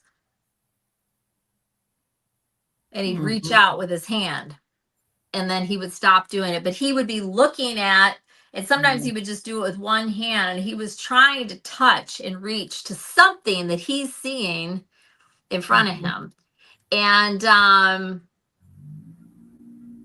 yeah, it was very, and that's the whole thing. But you had to be there to see it. You had to see him, like, switch gears and be looking at whatever that was there that had his full attention, and that he could focus on it, and yeah. So yeah, my sister who passed away in April, she had told me when we started talking again that when she was at the laundromat working with my dad, before our grandma Johnson died, because she had the site, she wanted nothing to do with it, but she was at work because she was in the laundry. She's folding. She goes, doors open, and she could see our grandpa, because I never got to meet him, but she goes, yeah, Grandpa Johnson came in and said, I'm here for Eleanor. And then he disappeared. And Teresa said, like 2 weeks later, Grandma had her stroke and soon after passed away. So, yeah, I believe this was in broad daylight. She wasn't dreaming. She wasn't, she was just at work. And so, yeah. And Tom says that I watched my grandmother do that. And, really, what I was describing.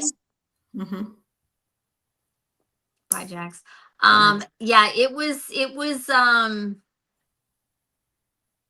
yeah, it was that whole thing was, I could go on and on about like my dad and the whole decline and seeing somebody who's dying.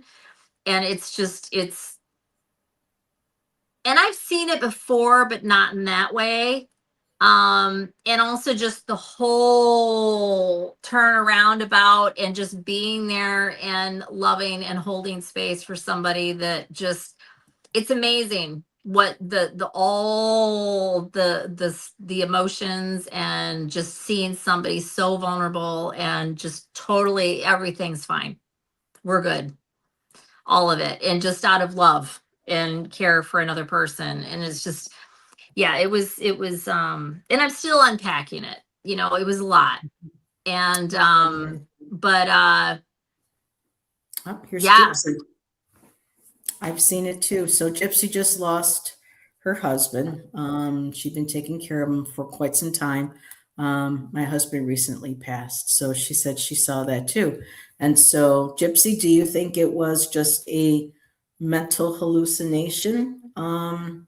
Or did you feel like there was a presence, like there was? Because some people see the presence, they see a glow, they see a light that can't be explained when they see their loved ones do that. I mean, Shan's been watching a lot of videos on NDEs and people coming back and sharing what they experienced, and other people sharing their stories of being, in the hospitals and working and just seeing things that they just, they're, yeah, during people's passings and stuff.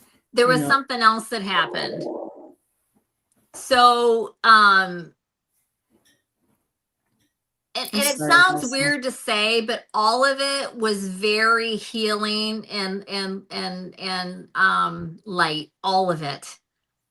But it was just because of the situation and the relationship to my dad and all of it, right?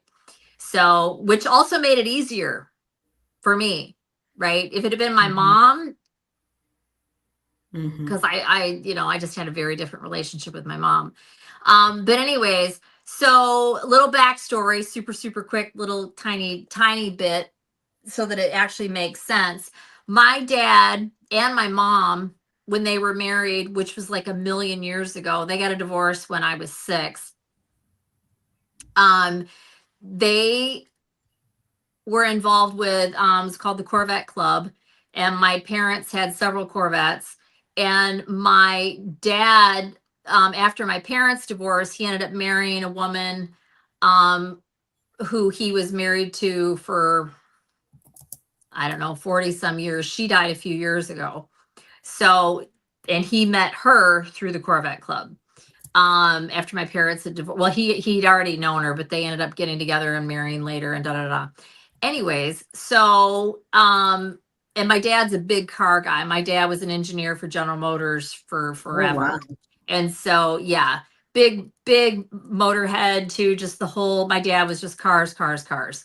So anyways, as I'm going to see my dad for the first, the first visit, and I haven't been out there in that area. I mean, it's been, I don't even know how long. I mean, even since I moved back to Michigan, I haven't even been out there. So I'm there. I'm almost to the place, right? And it's a very nice higher end living facility, whatever. And I'm right there. I'm like half a mile away. And it was one of the first nice days that we've had in Michigan. And you don't, anyways, I'm at this light, and as I'm pulling up to come to this light, this car pulls out in front of me, Oh my and goodness. it's a red early model. Well, not for the time. It was, no, it was probably an 80, mid 80s red Corvette, and the plate was NORGRTS. No regrets. That was the plate on the Corvette. And Oh, it was honey. red, and I just got covered in goosebumps Me again. too. And I was like, Mm-hmm. Don't doubt it. I go and grab my, oh, I don't. I went to grab my phone. I'm trying to get my phone and whatever, and couldn't get it, but that's okay, No. whatever, because I wanted to show my sister. And so I go and pull in. I have my visit with my dad. I ended up being there for almost 5 hours.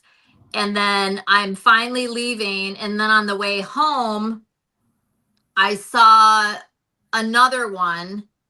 And I hadn't seen any Corvettes yet, right? Like you don't see them the whole time the weather's bad in Michigan because you're not going to drive your vet when there's salt on the roads, right? You're Mhm. just not. Anyway, so that was really interesting.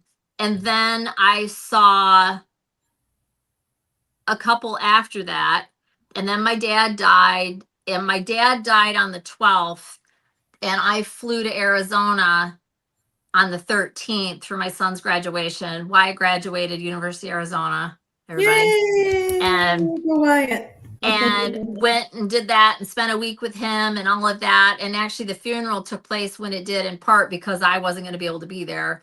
So in part, it's not, I was like really worried about it, but apparently it's fairly common. Sometimes people don't even get buried for 2 weeks, which I didn't realize. But anyway, With my grand. Yeah. came, and then I'm in Arizona with Wyatt, and I hadn't told Wyatt because I didn't want, there was too much going on and I didn't want Mm. it to, whatever. Yes. So I Yeah. waited till the ceremony was over and his graduation, and there were 2 different ceremonies and da da da. And then I told him, and then we were talking about my dad and da da da da da da. And Wyatt has met my dad. He has met his grandfather, and hasn't seen him in several years. But anyways, we saw so many Corvettes and Roadsters. My dad built a custom from scratch, built himself one of a kind, original, not a kit, Roadster. We Wow. saw Corvettes and Roadsters that day. It was just so weird. Almost every single Corvette was red. And then it didn't even occur to me till later. And this is so interesting. So my parents got divorced when I was little, right? I was really young. My dad, the big deal with my dad with the Corvettes in my mind was always the 62 that he had. Anybody of you that know, and then not everybody's a car person, and I'm not even really a big car person, but I love Corvettes because I grew up with them.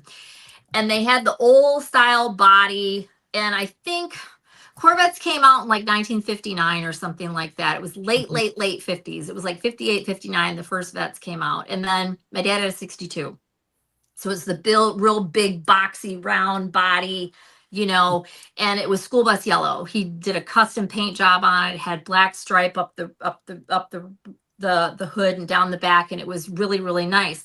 Well, when I was little, my dad bought my mom a red Stingray Corvette, and that would have been like 1973.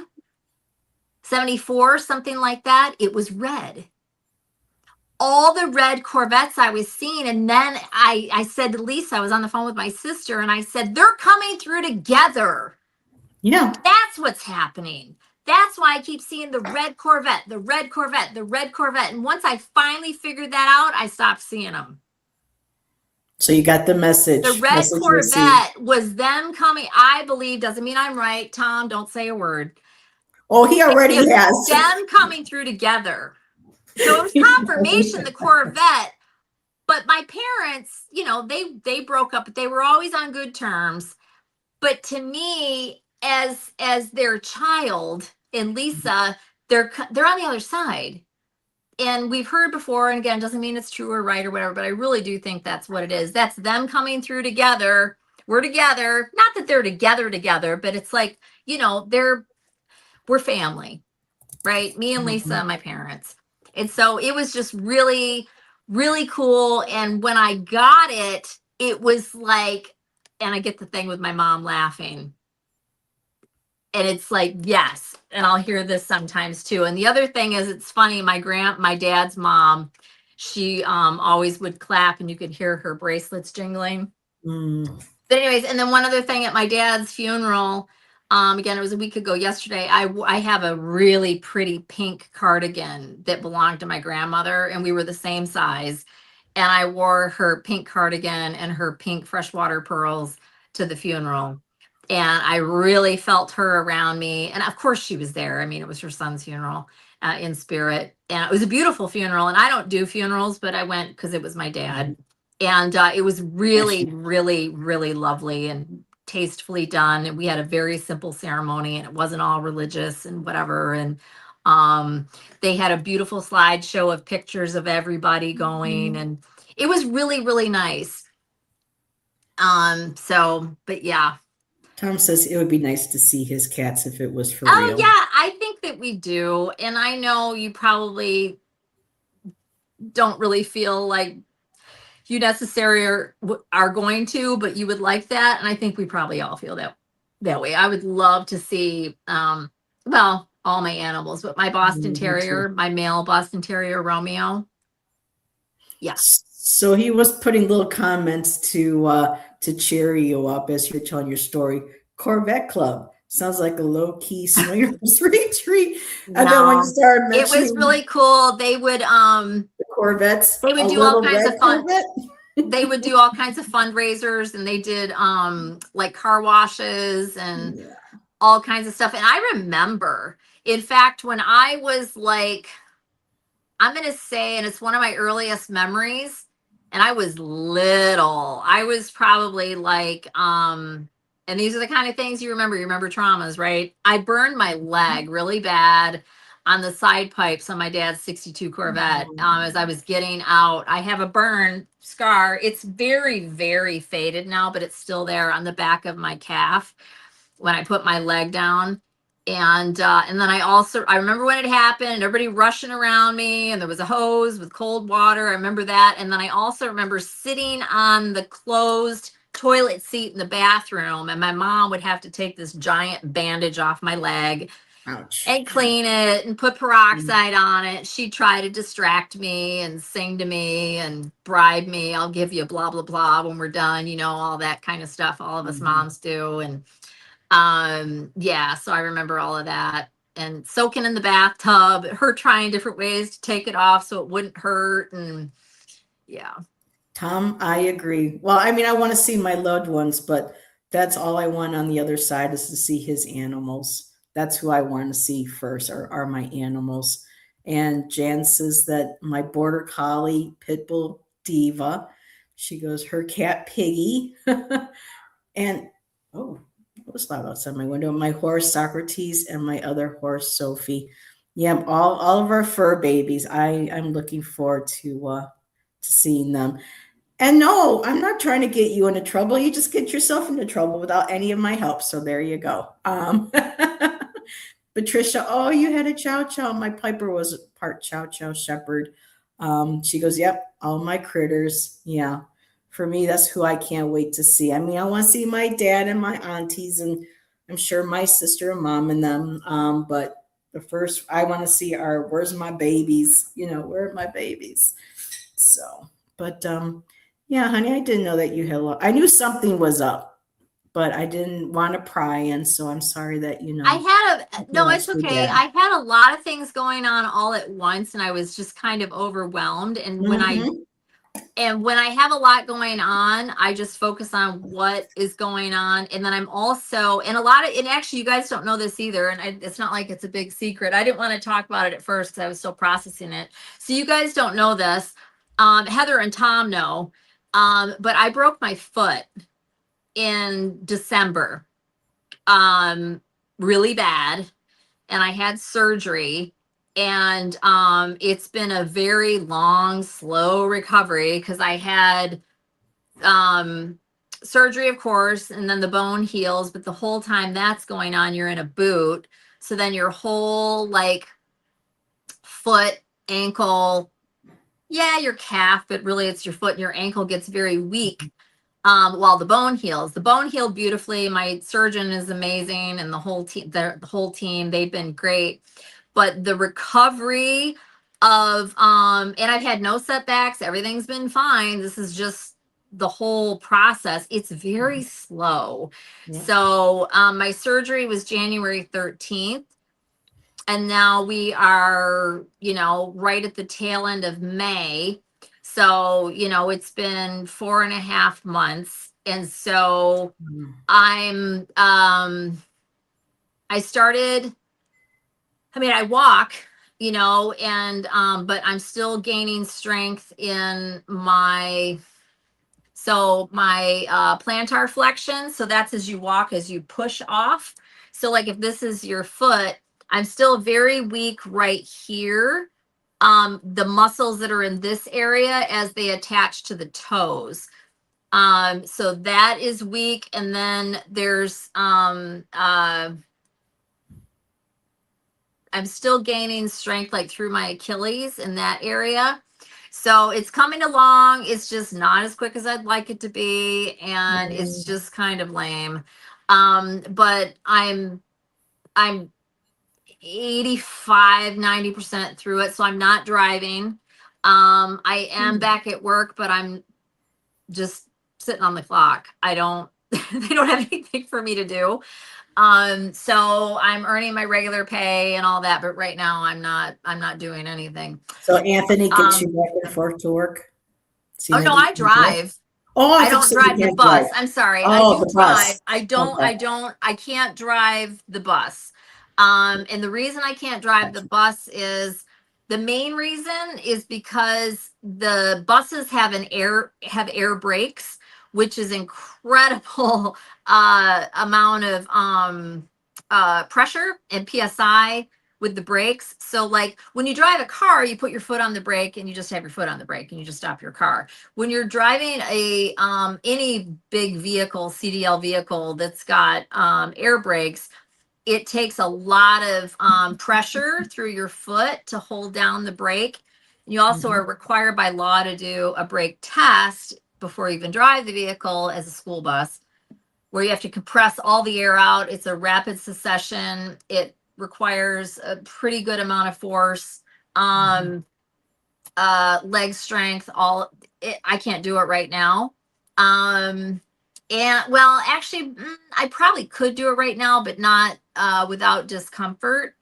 And I fully expect to be fine well before returning to school in the fall. So yeah, but this has been for months now. And yeah, so Yeah, when I it's lost been my an sister interesting in year. April, it was in the middle of me just starting my training. I was, getting ready to do something else. And then I get the news of my sister, and it was just like, wow. And, I really appreciate a lot of people being there for me. Allison, Tom, I heard from, Nancy. And so, yeah, I appreciate everybody's support. I just, April was my month, and then lost your father in May. It's just like for a lot of people, this year is kind of getting off, no pun intended, off to a rough foot. But I think it's going to get better, as time goes. I'm trying to be optimistic. Trying Everything's to be worked positive out. I mean, for just a lot everything. happened, but no, Mm. everything's fine. I hear what you're saying. Like I said, it was a lot, but like my foot is practically all set. Work has worked out fine. They've been very supportive. Why I Yes. graduated. The hardest part was just kind of like being like, yeah, with him. And I'm like, oh my God, and all this stuff and Yeah. everything with my dad. And yeah, it Mhm. was a lot. And a lot of it just kind of happened at once. And then there were other little bits and pieces, things too, that It's a lot happened of here and there, emotions. but it's Mhm. all, knock on wood, it's all calmed way down. And oh, and then kind of a fun thing out of all of that, and there's going to be more to come with this, but so I've always been really interested in old family photos, right? And there's going to be more to come, but so my dad was remarried, right? And Mhm. she has 3 children, and the youngest is she is 1 year younger than me, year and a half younger than me, and we were really close as kids. And but anyways, her older brother, my stepbrother, the one in the middle, he was at the house retrieving some stuff for my dad, and came across a big, I'll just call it, I don't even know what to call it, big box of photos that were from my grandma's house. And there's more. And I've asked for these pictures for years, and nobody really had an answer, and whatever, Mhm. and they're older and they don't care, blah, blah, blah, blah, blah, blah, blah. Anyways, oh my God, what a treasure trove. And I'm hoping there's going to be more that are even older, but these pictures in general are from my dad's early years. So from like before he was even born, like not long, like when my grandparents first got married, all the way up until um I don't know, my dad is a young adult, and just a whole bunch of them, all the grandparents and aunts, and some of them are just so cool. And then like my grandma and grandpa that I told you about that were the spiritualists, that's the Mhm. word that's used in the family. I learned that at the funeral. I'm like, oh, spiritualists, okay. So that's what they called it. And if you look it up, it's for that I don't know. I'm not familiar with that term. I don't know if anybody here is, but really it talks about people that deal with spirits of the dead, Yep. right? Lilydale was So the headquarters of that one point. yeah, I, I've just I never lived heard that about an term. hour away from it, and I never, ever went there. It's bizarre. I always wanted to go, but no matter how many years I've lived in my home state, I never went. Maybe I just wasn't meant to. Yep, exactly, Patricia. Lilydale. Interesting. And thank you, Jan. Not the one from today. This looks like the one from today. But I'll share some pictures with you, Heather. Lisa and I, my sister, we got together the other day and we went through all of them. And Wow. so I'm I have actually, pictures. much to my surprise, I'm going to end up with all the originals. Because I'm the one that was really close to my grandmother on my dad's side. And my sister wants copies of some of them. So my brother-in-law is going to scan everything and then I'll just take the originals home. But some of the picture, my dad, if I can just gush for a minute, and my dad, whatever, he was the cutest little boy. I just could not believe how adorable my dad was. So is He mine was when I find that picture. absolutely the cutest cutie little cutie pie. I just could not believe it. The clearest, bluest, like light blue, clear eyes, just gorgeous. It's My so picture's cute, black little and white. freckles. He was absolutely freaking adorable. My dad was, to me, was a cutie. I was like, no, when I got this picture, I was like, oh my God, Yep. Dad. Just, he's cute. He looks like a boy I would have had a crush on growing up in, when I was a little girl in the 80s. So yeah, I love that picture of my papa. Yeah. So, see that we're gushing about our dads. Yeah. I mean, there's some like around like that age, but I mean, they're mostly like him when he was little. I mean, like little boy. Yeah, I don't think they So have cute. that. I mean, there's hundreds. I had no idea these pictures existed. None. Yeah. And you know what the coolest part was, and then I'll just be brief, because I had all, you just hear stories in your family, right? You hear stuff and then it kind of takes a life and then that's how you see things. There are so many pictures of my grandma and grandpa, and they're the ones I was talking about. My grandpa that drank and my grandma had all the, whatever was going on with her and whatever. So many pictures of them as a young couple, and they look so happy and in love. And then they have pictures of them with their little boy, and they just look like a happy family. And I know at times that was true.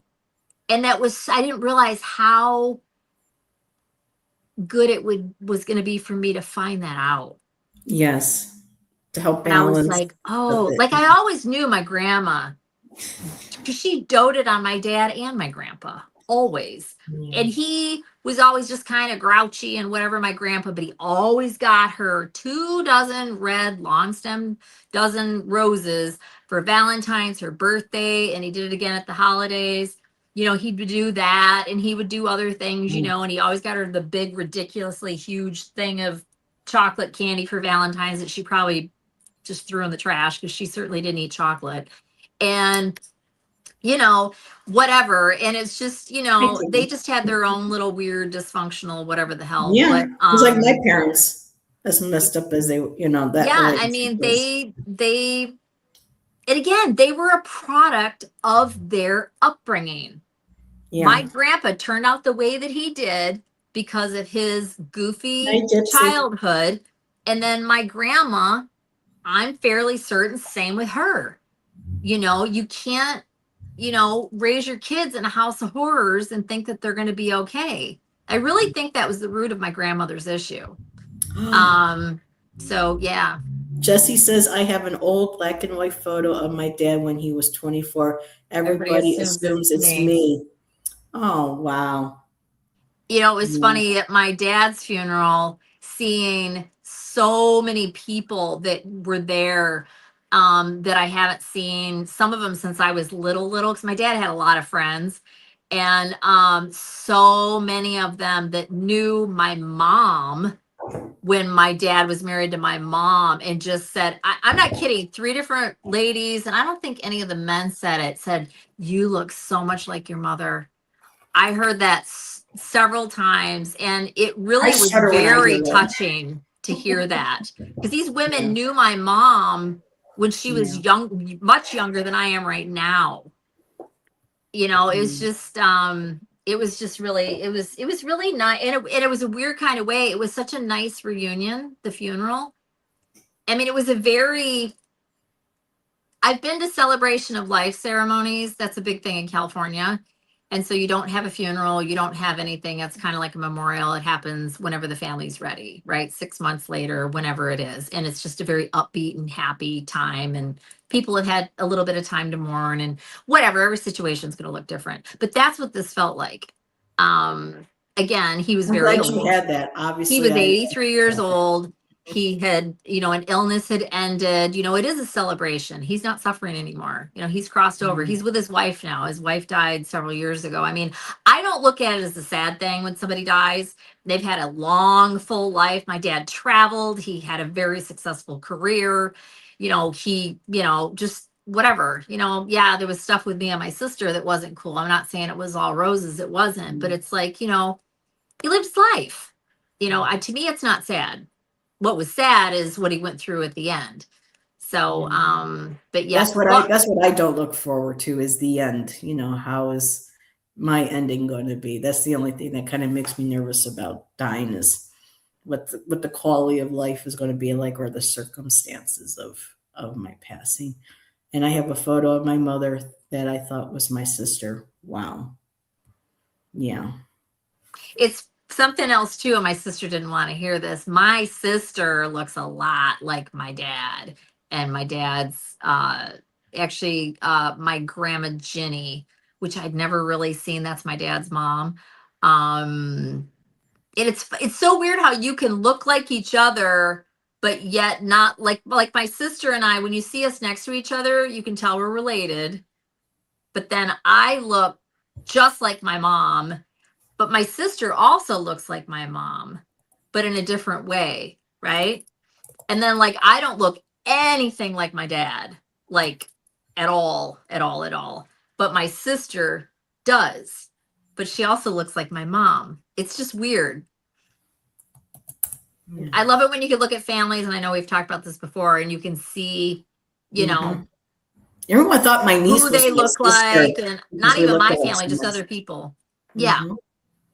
And my grandma. I mean, there are times when I just look and I see, oh, my mother, but there are days when I'm like, Right. oh, there's my grandma. you Right. know, Well, like you showed me the picture of your sister, um, and when I she's in I high even said, school. I'm like, oh my God. I was like, you guys look so much alike. And you can Yeah. absolutely tell that you're related. And my sister and I, we do look alike, but yet, yeah, it's interesting. Ooh, that picture should still be in here, and I don't see it on my phone. Oh, I hope I have it on another. But yeah, Jax was able to get a help me find my sister's high school because my sister over the years with her, with certain things that she, well, her second husband was abusive and he would beat her a lot and break her nose and bust her face and her ribs and stuff and whatnot. So as my sister got older, a lot of that, showed through. And so Jax was able to help me find a beautiful picture of my sister from her yearbook and even had someone on her. I don't know if Jax ever said she did it or she knew somebody.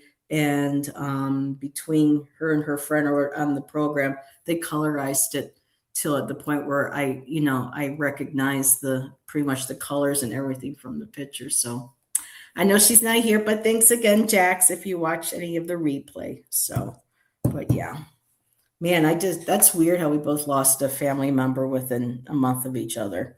Um, Yeah. so yeah, and you were on the phone with me almost every day, making sure that I was okay and if I needed to talk. So I just wish I could have done that for you, but we're different, We are, and I'm very I private. share when I'm ready, and then Mhm. I can share Yeah. openly. And also it was just different. I think not to make light of it, but I think everybody handles grief differently. Plus, Mhm. I had and I'm not trying to make it like it was so wonderful, but it's like, I had a very, you know, uh I I wanted my dad to be more of an active role in my life when I was younger and in my early adult years and whatever. And then I finally just came to terms with it and kind of, for lack of a better word, buried it a long time ago, put it to rest. and just let it go. Cause it's like he didn't show up the way that I needed him to be there. And that's why I dipped, you know. But like I said, when I saw him and I was 100% honest, I told him, Mhm. it's okay. And I do understand. And I did understand. He did what he was capable of doing. He was a product of his own life. Yeah. And, he just wasn't he wasn't able to show up in the way that, and again, I do forgive him, but I know I deserved as a girl, as a Mhm. child, as his child, I deserve Mhm. to have, a dad. And, he was always financially responsible and all of that, but Mhm. he just wasn't Those men. present. He wasn't, you know, he seemed pretty disinterested until I became an adult. And at that point, I was over it. So, it was complicated, but it's okay. And it's, again, it really is all forgiven, but it wasn't like it was, again, I had sympathy for this dying old man that was a shadow of what he used to be. I mean, he was just this tiny little, Yeah. it's It's like, it's who is hard to see my that? dad's pictures when he passed, yeah. I just had compassion for him and I felt bad for him and all of that. But I also just, there wasn't like a tremendous amount of sadness because I couldn't mourn something that, sorry, Dad, I just never really had, Mhm. Well, they you understand. know. Mhm. My mom, that's a whole different ball game. Mm. I mean, she, had her issues and whatever, but it's like I knew I was loved. I knew I was cared for. And I loved my mom and I still miss her. Yeah. She was always a phone call away, even when I lived far away, and we would talk for hours on the phone. And, I miss her, and my mom was hilarious and full of information and she was a nurse and she was clever and she observed and picked up stuff that you wouldn't even think that anybody else would have noticed. And I just miss her personality. And my mom was she was a good friend too. There's So some things I miss about my mom, but she's the one that really kind of tore my relationship with my dad apart. And after she passed, for me, as we talked, and people know, it was a relief when my mom passed because it right, was and like that can happen too. I mean, that weight. families are complicated. With my Families are sister, complicated. I knew it was coming. I had hoped that we could maybe talk one more time, but when I left New York, I knew that we're at a certain point, I knew I wasn't going to speak to her again. And I said, well, when something does happen, I'll know that I have the good memories. Um, a whole lot, maybe I can count, on one hand, but still, that will be at least the five that I can remember that I will cherish. So, but yeah, families are a funny thing sometimes, you know. I And was Jesse says relieved that's that heavy, but I I can was relate. relieved that my sister participated because I didn't think she didn't come visit him. She didn't want to come see him. She didn't come see him in the hospital. No, Didn't want to see him. But much to my surprise, after he died, and we've gotten really in good communication with my stepsister, um, she decided that she would go to the funeral. And I was so glad that she went because we had a great time. It just sounds so weird to say. We had a great time. We saw people we hadn't seen in ages mhm, and old friends and some family we hadn't seen. that's We good. connected with my cousin Lynn, who is just awesome. I'm going to meet up with her in a couple weeks when school's out. And she lives like 2 hours away. We're going to meet partway and have lunch, and my sister too. And just, it was just really nice. It really was. So, yeah. That's good. Hmm. Well, it is 8 o'clock my time, which is 11 o'clock your time. I really do need to use the ladies' Sure. restroom. But thank you for sharing. Yeah, weddings and funerals. Yeah, they can both be rough. I Yes. can If we attest have a to the wedding, weddings.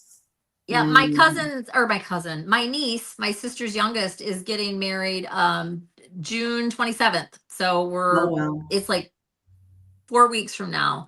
That's super exciting. Lots and lots of plans going on with that. And it's going to that's be nice. a beautiful wedding. I'm super I excited. bet. The So venue that's is just, it's going to be really nice.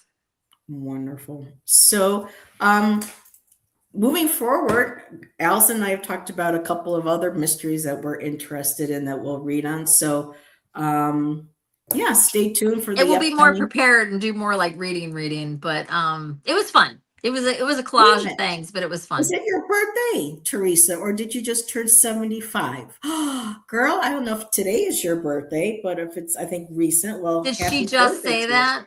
Yeah, Teresa just She said might my have been talking about when I said June 27th. Maybe. Oh, my Maybe. birthday. So June, you got birthday coming up, Teresa. And that was my sister's name. And that's exactly how she spelled it without the H.